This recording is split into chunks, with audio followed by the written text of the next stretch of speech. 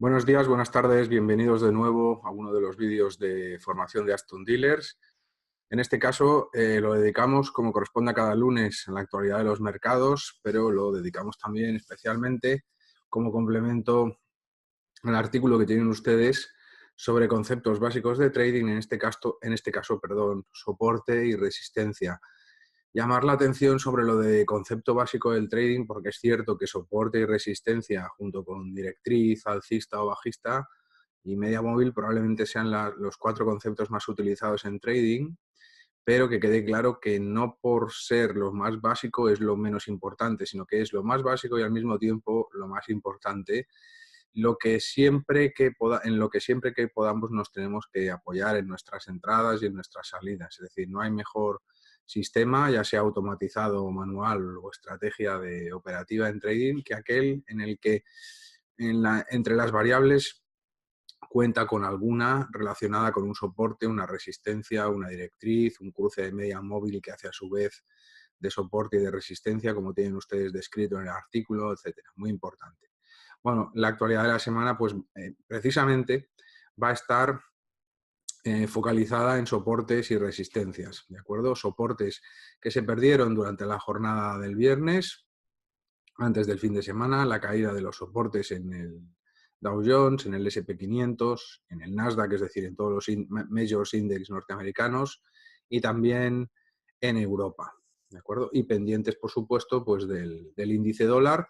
que tiene una particularidad, que es que ya no está en los 95 largos o cortos, sino que parece que empieza a consolidar los 96. Lo cual eso es importante, muy importante, sobre todo especialmente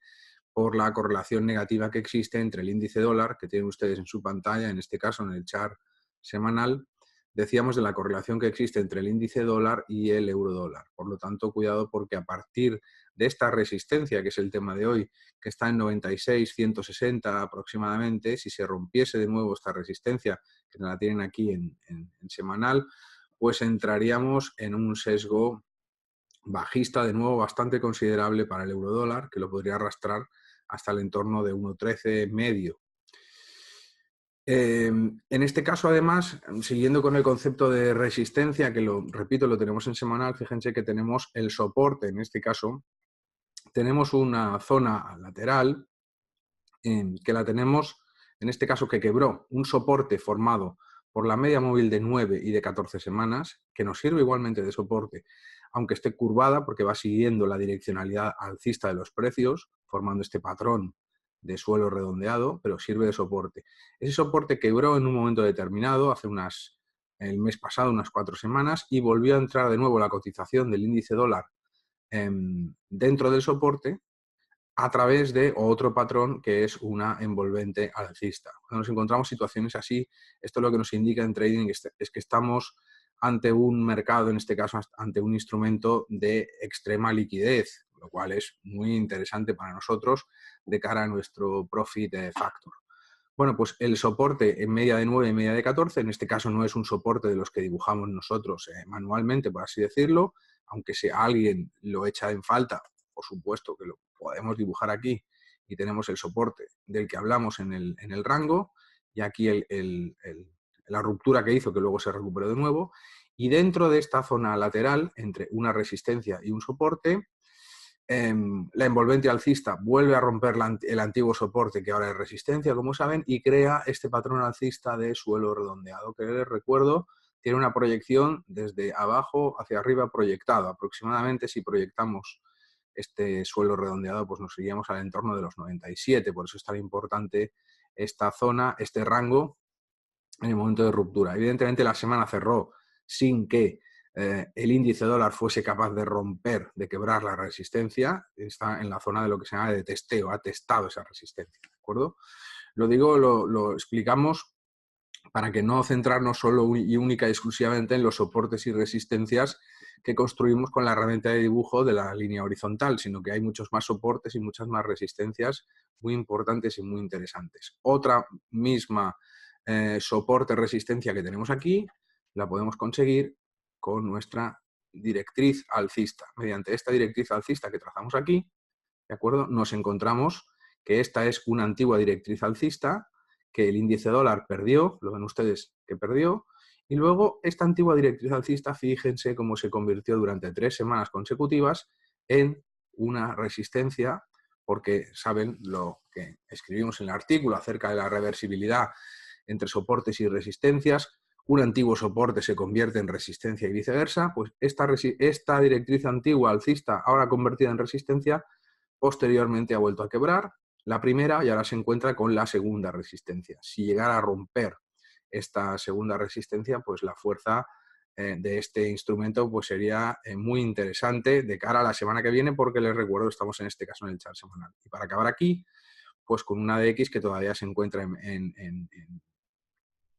22, es decir, todavía no señala tendencia, pero con un suelo redondeado muy, muy interesante. Vamos a ir acabando en este caso sobre soportes y resistencias, centrándonos en este caso en el DAX, que va a ser otro de los índices de actualidad, en el que, como ven, en este caso vamos a combinar el concepto de soporte y resistencia con Fibonacci. Aquí tenemos el Fibonacci desplegado en el chart también semanal, porque queríamos controlar cuál era el cierre semanal del DAX, del índice del selectivo alemán, y aquí lo tienen. Rompió